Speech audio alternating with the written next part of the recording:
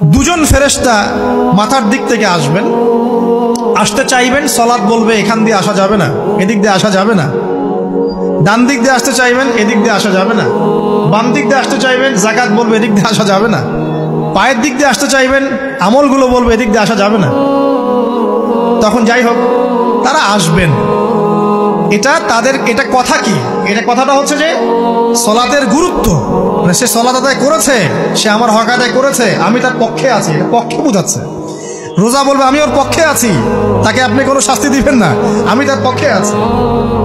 আপনারা দুজন তাকে শাস্তি দিবেন না, আমি যাকাত তার পক্ষে আছি, এটা পক্ষে থাকার কথা।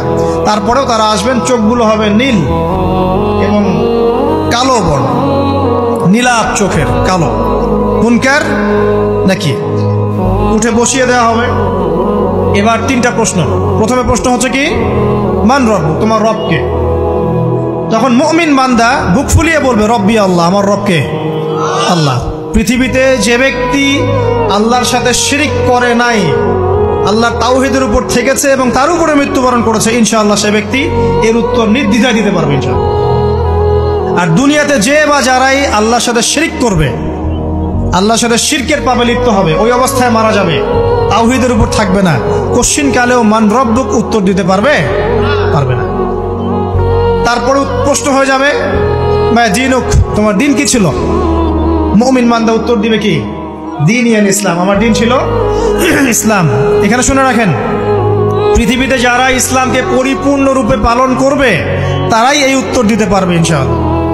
যারা ইসলামকে ঠাট্টা বিদ্রুপের হাসি তামাশার পাত্র বানিয়েছে, মন চাইলে কিছু করি, মন চাইলে কিছু করি না, সহজগুলো একটু আমল করি, বাকি কিছুর আমল ধারি না, হ্যাঁ, নামাজ পড়ি, সুদ ছাড়তে পারি না, ঠিক আছে, বছর বছর ওমরা করি, এদিকে ঘুষ দুর্নীতি ছাড়তে পারি না, ইসলামকে ঠাট্টা তামাশার পাত্র বানিয়েছে, এরা কোশ্চিন কালে উত্তর দিতে পারবে না। মা দিনু, দিনে পরিপূর্ণরূপে ইসলামে প্রবেশ করতে বলেছেন আল্লাহ রাব্বুল আলামিন। যারা পরিপূর্ণরূপে ইসলামে প্রবেশ করবে এবং ইসলামের প্রতিটা মৌলিক বিধান মেনে চলবে, ইনশাআল্লাহ তারা এর উত্তর দিতে পারবে। এরপরে আসবে তৃতীয় প্রশ্ন। নবী সাল্লাল্লাহু আলাইহি ওয়াসাল্লামকে দেখানো হবে। যখন দেখানো হবে তখন সূর্য যখন ডুবে যায়, যে দৃশ্যটা আমরা দেখতে পারি না, ওই দৃশ্যটা ভেসে উঠবে এবং মুমিন বান্দা অস্থির হয়ে যাবে, বলবে আমাকে ছেড়ে দাও, আমি নামাজ পড়বো। সুবহানাল্লাহ।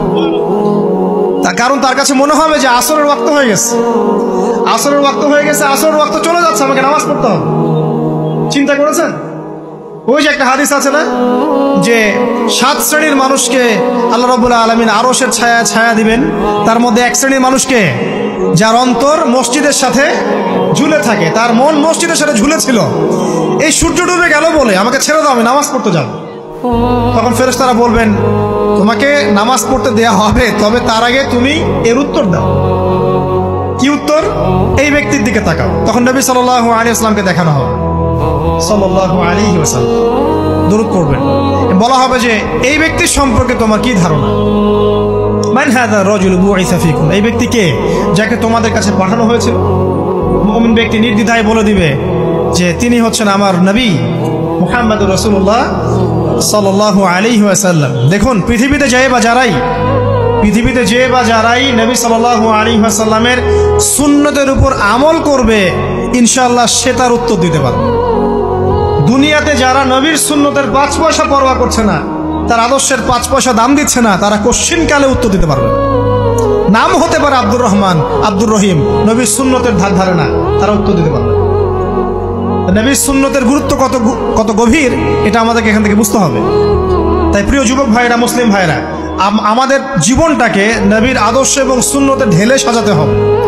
সকাল থেকে সন্ধ্যা পর্যন্ত প্রতিটা কাজ করবো কার তরিকায়? রাসূলের তরিকায়। নামাজ পড়বো তার তরিকায়, রোজা, সিয়াম, হজ, জাকাত, আমল, মুআমালাত, আখলাক সব কার তরিকায়? নবী সাল্লাল্লাহু আলাইহি ওয়াসাল্লামের তরিকা অনুযায়ী ইনশাআল্লাহ। আল্লাহ পাক তৌফিক এনায়েত করুন, আমিন। এবার ফেরেশতা দুজন জিজ্ঞাসা করবেন অবাক হয়ে, তুমি কিভাবে এটা জানলে? তুমি কিভাবে এই 3টা প্রশ্নের উত্তর দিতে পারলে? কারণ বেশিরভাগ মানুষ তো উত্তর দিতে পারবে না, বেশিরভাগ মানুষই এই উত্তর দিতে পারবে না। কারণ কিয়ামতের মাঠে 1999 জন মানুষ জাহান্নামে যাবে। তো এটা কঠিন পরীক্ষা।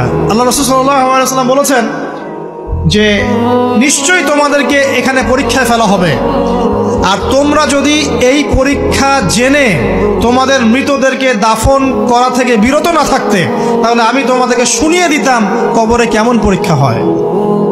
মানে যদি আমরা শুনতে পারতাম যে কবরে কেমন পরীক্ষা হয়, আমরা ভয়ে আমাদের মৃতদেরকে দাফন পর্যন্ত করতাম না। এটা নবীজি বলছেন সাল্লাল্লাহু আলাইহি ওয়াসাল্লাম।